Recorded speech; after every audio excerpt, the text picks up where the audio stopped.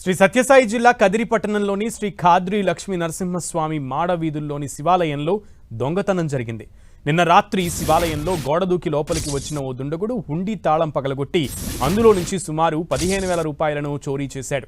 తనకు మెలుకో వచ్చి పట్టుకునేందుకు ప్రయత్నిస్తే దొంగ పారిపోయాడని పోలీసులకు వాచ్మెన్ నాగేంద్ర ఫిర్యాదు చేశారు. పోలీసులు కేసు నమోదు చేసుకుని దర్యాప్తు చేస్తున్నారు.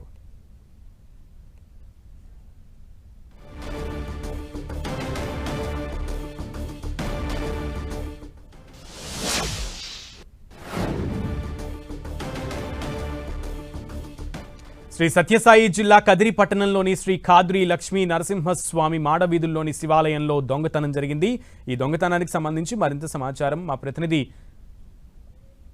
జగదీష్ అందిస్తారు. జగదీష్, సునీల్, ఇటీవల కాలంలో ఇళ్లలో దొంగతనాలతో పాటు ఆలయాల్లో కూడా దొంగతనాలు ఎక్కువయ్యాయని చెప్పొచ్చు. అందులో భాగంగానే నిన్నటి రోజు రాత్రి శ్రీ సత్యసాయి జిల్లా కదిరిపట్టణంలోని చారిత్రాత్మక శ్రీ ఖాద్రి లక్ష్మీ నరసింహస్వామి మాడ వీధుల్లో ఉన్న శివాలయంలో దొంగతనం జరిగింది. రాత్రి 1:30 నుంచి 3 గంటల సమయం మధ్యలో ఈ దొంగతనానికి పాల్పడినట్టు కూడా సీసీ ఫుటేజ్ పూర్తిగా రికార్డ్ అయింది.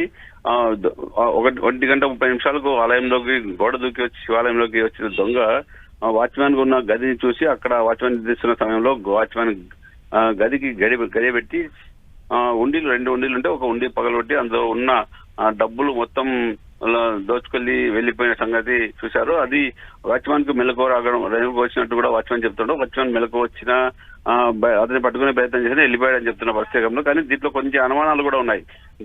దొంగ గడియ పెట్టిన వాచ్మెన్ మెలకు వస్తే బయటికి పట్టుకోవడానికి ఎలా వస్తాడనేది కూడా ఒక సందేహం ఏర్పడుతుంది.